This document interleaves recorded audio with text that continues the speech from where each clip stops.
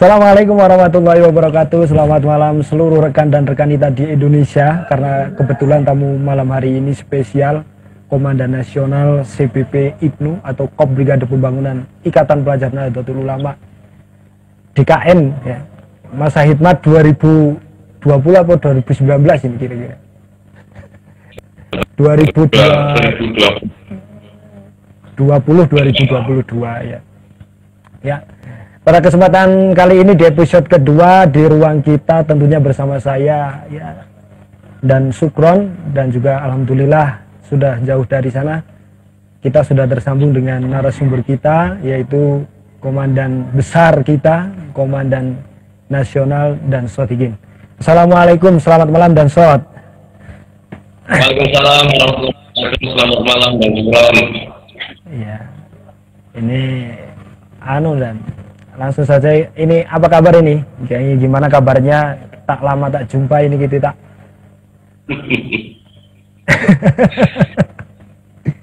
Alhamdulillah di tengah-tengah pandemi COVID-19 ini selalu sehat dan selalu diberi lindungan oleh Allah Subhanahu wa Ta'ala. Puasa tetap lancar dan belajar pun tetap lancar, berorganisasi pun tetap lancar. Oh ya, ini kayaknya sinyalnya yang kurang lancar ini dan untuk malam hari ini. Ini kira-kira ada apa di situ? Nah, Oke. ya, karena mungkin banyak yang lain, sinyalnya kurang lancar, bagi-bagi mungkin seperti itu. Oh, iya, tidak apa-apalah. Ini kira-kira sekarang posisi di Jakarta atau sudah di daerah ini?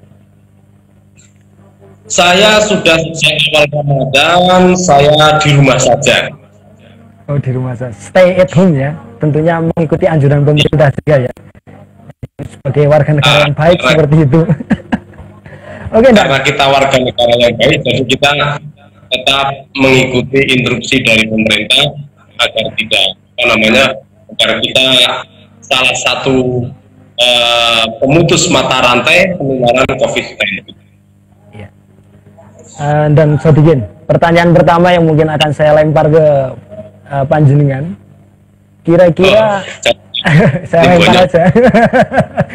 Kira-kira langkah apa yang dilakukan oleh Dansot dalam menjalankan agar roda organisasi terutama di DKN ini bisa berjalan di tengah pandemi ini? Apa yang sudah dilakukan oleh Dansot? Oh iya. Jadi untuk DKN sendiri sebetulnya tidak banyak bisa kita lakukan. Kegiatan kita itu hampir semua kegiatan kita itu kegiatan umum. Sedangkan sekarang ada social distancing ini, jadi untuk kita ngumpul ini sangat sulit. Artinya untuk menyelamatkan roda organisasi kita harus pengurus DKN dan juga teman-teman DKW, DKC, semua CPP di Indonesia harus berani memutar otak kita untuk menyelamatkan organisasi ini di tengah-tengah pandemi. Nah, kita hanya bisa menyarankan, menghimbau, ikutlah bersama relawan, entah itu bagi-bagi masker ataupun memberikan bimbingan belajar kepada teman-teman siswa yang saat ini masih belajar di rumah dan lain sebagainya. Batas ini DKN hanya bisa menghimbau, menyarankan langkah konkret yang belum bisa kita laksanakan karena satu, keterbatasan di komunikasi. Karena saya sendiri itu saya hidup di gunung tahu, jadi sinyalnya pun agak kurang kuat ya. Nah, kira-kira apa yang menjadi kendala ketika masa pandemi ini dalam menjalankan organisasi? Artinya apakah organisasi tetap harus dijalankan atau memang mengikuti instruksi dari pemerintah, stay at home semuanya, atau masih tetap harus kita jalankan sebagaimana mestinya? Stay at home itu berlaku untuk semua. Berlaku untuk semua. Kenapa? Solusi untuk memutus mata rantai penularan COVID-19 atau COVID-19 ini. Nah, kendala menjalankan roda organisasi ya sebetulnya selagi kita mau berpikir dan kita mau bertukar pikiran seperti yang saat ini kita lakukan ini, live bareng, kemudian tukar pengalaman dan lain sebagainya, itulah salah satu untuk menjalankan roda organisasi di tengah pandemi ini. Sebetulnya kalau kendala itu ya tergantung kita saja, antara malas dan tidak itu aja. Berarti kendalanya antara malas dan tidak malasnya itu saja yang menjadi kendala. Nah, iya. Kan sekarang kan kita hanya bisa menggunakan media sosial untuk menjalankan, katakanlah menjalankan organisasi. Apakah ada cara lain selain kita nge-live bareng, kemudian kita katakanlah nge-live bareng lewat IG maupun Zoom? Adakah terobosan lain tetap untuk menjalankan roda organisasi ini? Ya sulit ya rasanya ya. Misalnya di Jakarta sendiri itu tidak lagi zona merah, tapi zona sangat merah. Nah, zona sangat merah ini misalnya kita ada program bagi-bagi masker, lalu di situ pasti mengumpulkan banyak orang. Bagi-bagi sembako pun si penerima sembako itu sudah tidak mengikuti lagi atau sudah tidak memperhatikan protokol COVID-19 ini. Artinya social distancing-nya atau menjaga jarak, misalnya sekitar 1 meter, 2 meter itu tidak. Makanya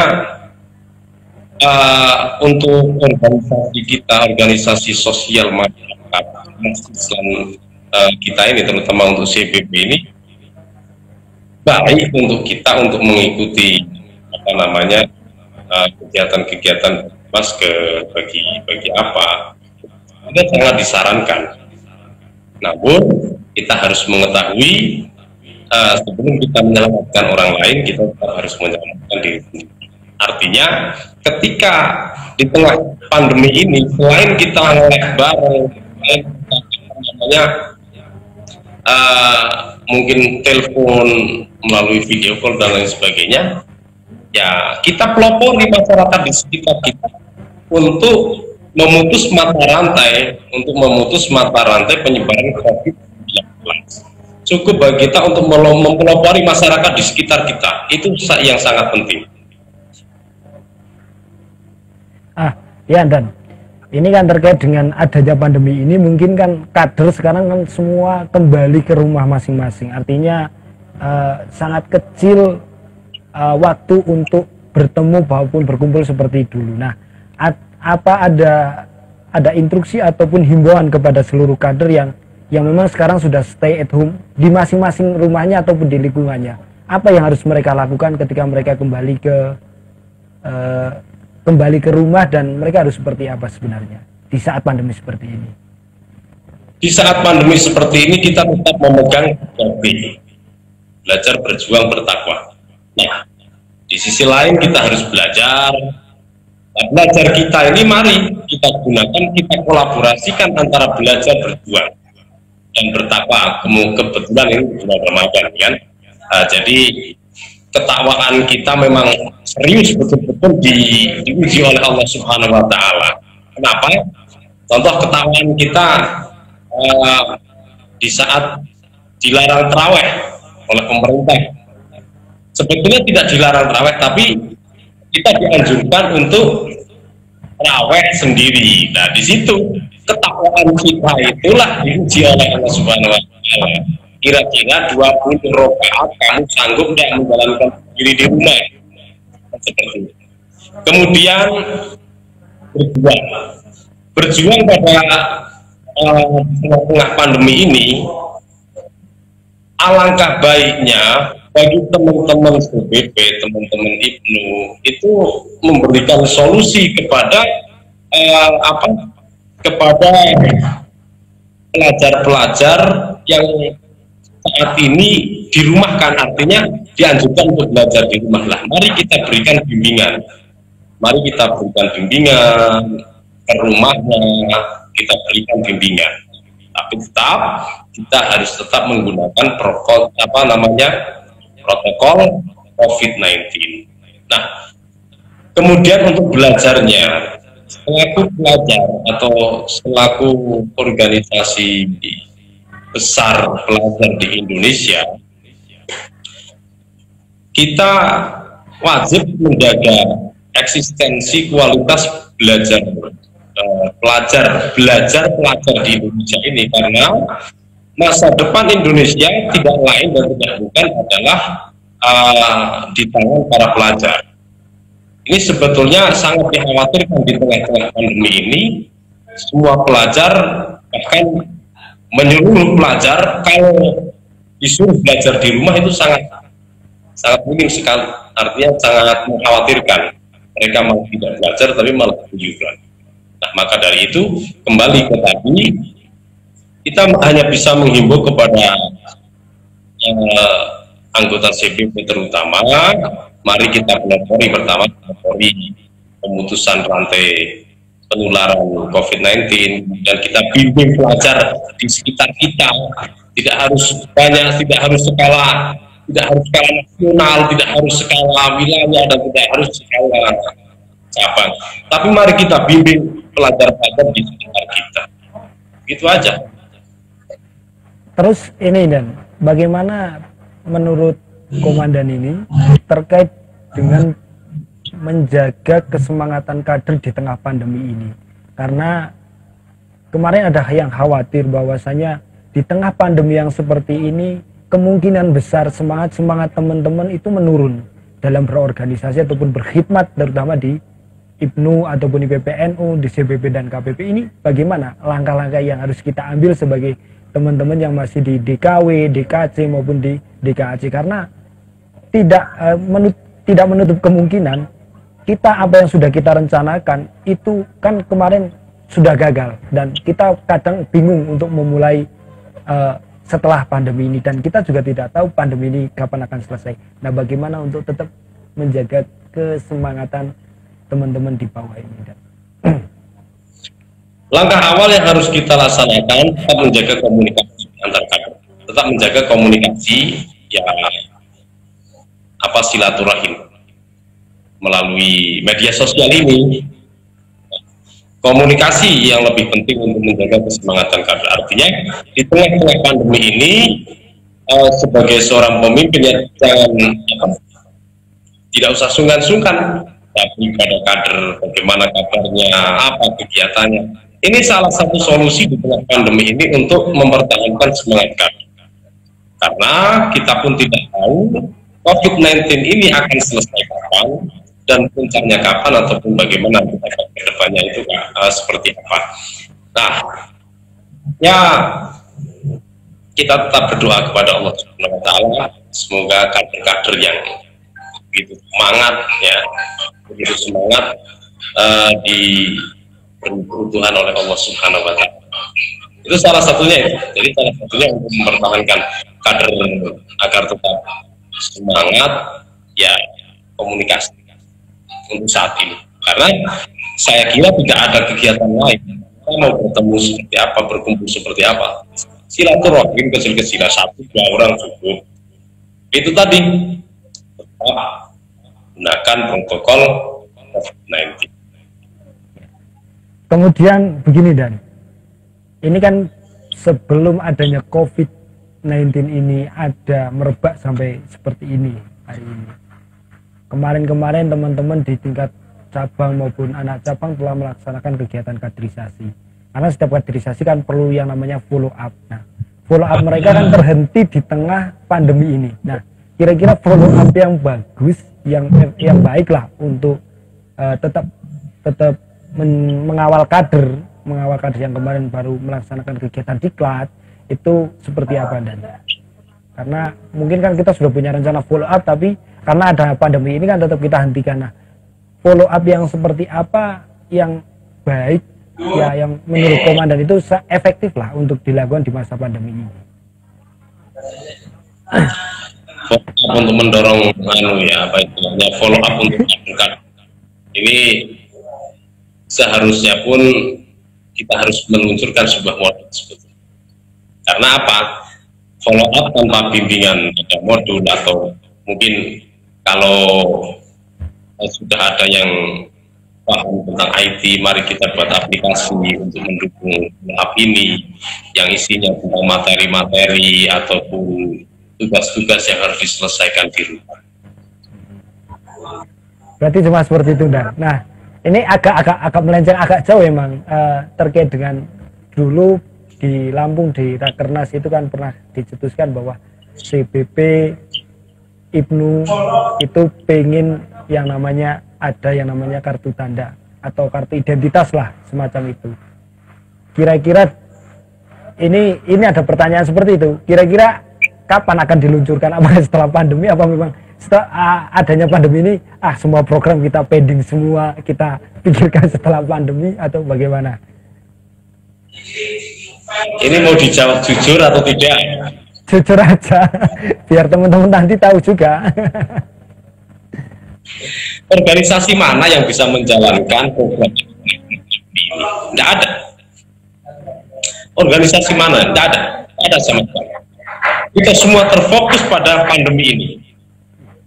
Artinya semua program-program BPI, DKN semua terpending.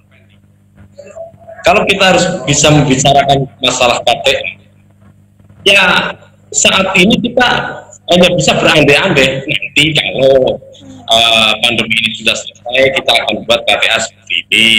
Nanti kalau pandemi ini selesai, kita akan buat program pendidikan CBP seperti ini. Itu masih berandai-andai. Namun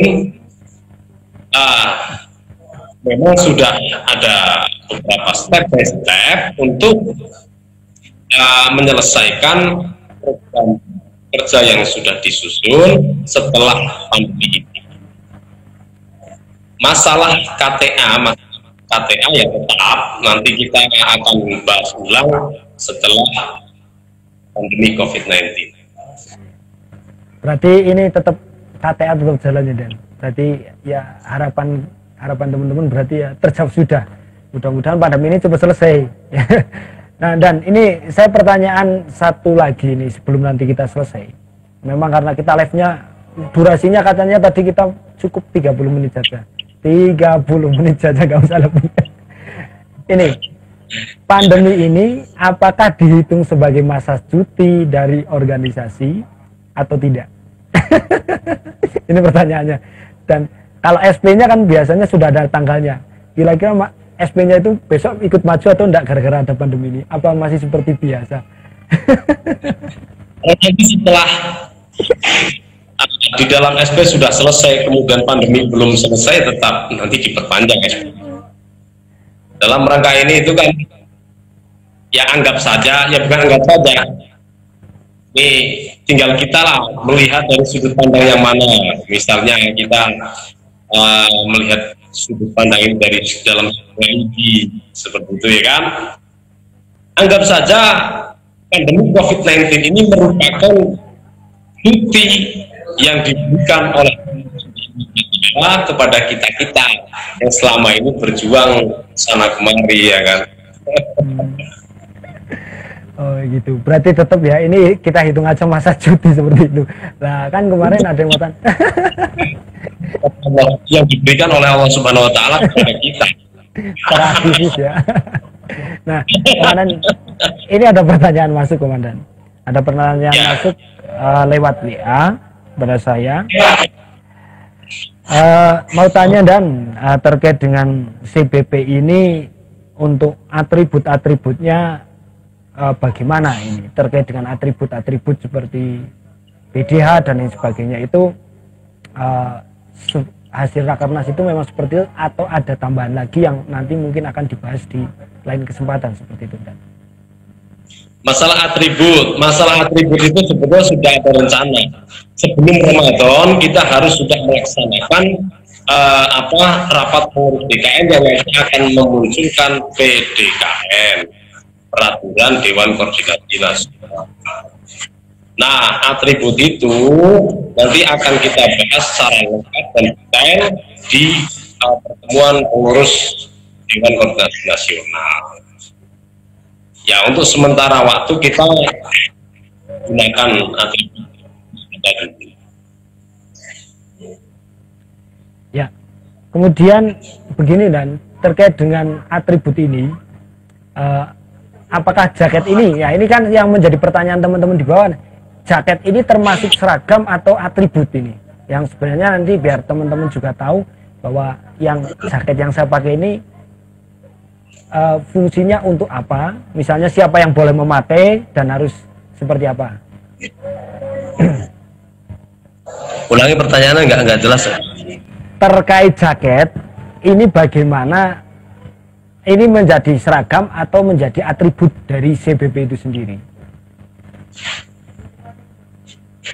Jaket ini merupakan atribut tambahan. Atribut tambahan. Kenapa kita jadikan sebagai atribut tambahan? Jadi untuk jaket ini memang tidak dikhususkan untuk teman-teman CBP dan juga tidak dikhususkan untuk teman-teman IPNU. Artinya antara IPNU dan CBP itu boleh menggunakan jaket CBP itu dengan dengan tanda kutip kita tetap menggunakan peraturan-peraturan yang nanti akan diterapkan untuk jaket tersebut. Contoh, misalnya semua anggota CBP boleh memiliki jaket itu, dan juga nanti akan ada beberapa uniform yang akan kita resmikan juga atau kita akan juga di BKN, dan jaket itu pun boleh diberi uniform yang telah disahkan. Nah, bagaimana dengan anggota IPNU? Dengan anggota IPNU kita jadikan sebagai anggota kehormatan, sehingga anggota kehormatan itu bisa mengenakan jaket. Jadi jaket itu pun tidak semena-mena bisa digunakan oleh semua anggota IPNU, namun semua anggota CBP bisa mengenakan jaket tersebut. Nah, lagi-lagi untuk segala peraturan yang belum selesai dan kita sudah dihampiri oleh pandemi ini, akhirnya ya memang selama ini banyak pertanyaan tentang uniform, bagaimana kelanjutan uniform, bagaimana tentang jaket dan lain sebagainya. Jadi untuk tahap rencana ini, karena kita belum laksanakan, intinya jaket itu bisa dikenakan oleh semua anggota CBP dan bisa dikenakan oleh semua anggota IPNU yang sudah ditunjuk, artinya sudah menjadi anggota CBP, anggota kehormatan. Jadi dalam anggota kehormatan pun nanti akan kita kasih kriteria siapa saja IPNU atau anggota IPNU yang menjadi anggota CBP kehormatan atau anggota kehormatan CBP. Nah, dengan hal seperti itu, apa yang menjadi harapan Komandan Sodikin agar atribut maupun seragam ini bisa tertata dengan baik? Itu harapannya seperti apa? Dan memang apa yang menjadi aturan itu bisa kita laksanakan bersama. Itu langkah yang akan diambil seperti apa? Selesaikan dulu COVID-19. Kan seumpamanya nanti selesai, kita tidak berbicara di tengah pandemi, karena kalau kita berbicara di tengah pandemi kita susah kemana-mana. Nah, ini yang selama ini yang sudah dilaksanakan lah untuk menata atribut yang ada ini seperti apa, agar teman-teman di bawah juga nanti bisa kita melaksanakan bareng-bareng. Tidak mungkin kan kita hanya bergerak sendiri tanpa dukungan dari seluruh elemen yang ada lah, misalnya mulai dari DKW sampai dengan di DKAJ. Untuk skala nasional ini sebetulnya sudah jelas. Kenapa kita menerapkan uniform per kelompok. Di Diklatsus itu ada sus lalu lintas, ada protokol dan lain sebagainya. Kenapa kita itu buatkan uniform? Karena satu, selain kita biar semangat, tapi kita pun biar memiliki identitas. Sekedar sertifikat tidak kelihatan. Kalau hanya sekedar sertifikat tidak kelihatan, hanya sekedar sertifikat ilmu tidak kelihatan, hanya sekedar sertifikat diklat tama, diklat mat, itu tidak kelihatan. Nah, agar kita bisa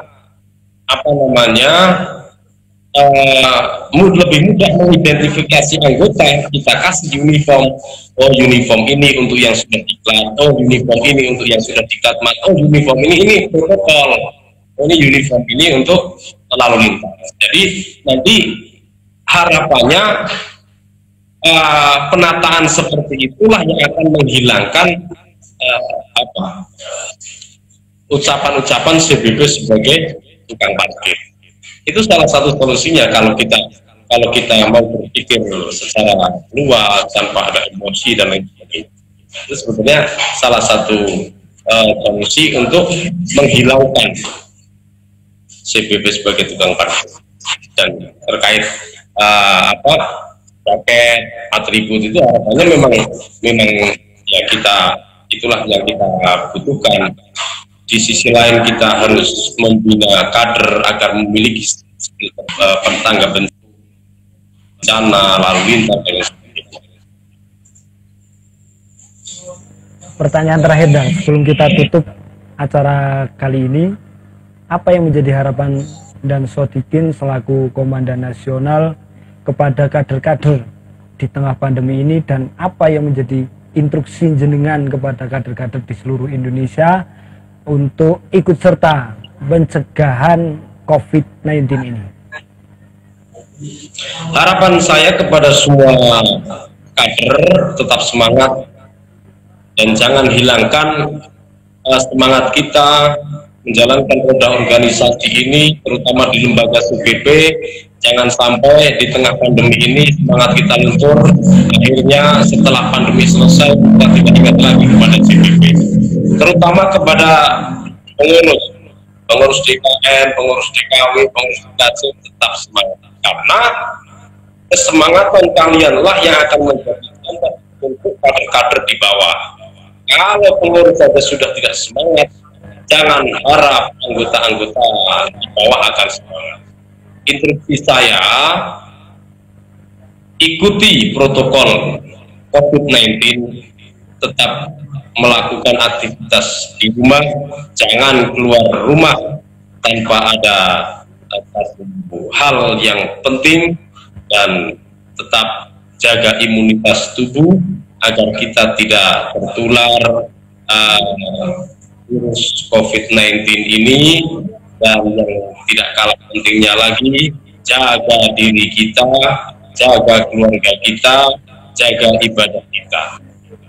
Yang terakhir, bersama pengurus Dewan Koordinasi Nasional dan semua keluarga besar Brigade Pembangunan Ikatan Pelajar Nahdlatul Ulama mengucapkan selamat menjalankan ibadah puasa, dan sebentar lagi kita akan menjumpai Hari Raya Idul Fitri, dan selamat Hari Raya Idul Fitri. Mohon maaf lahir dan batin.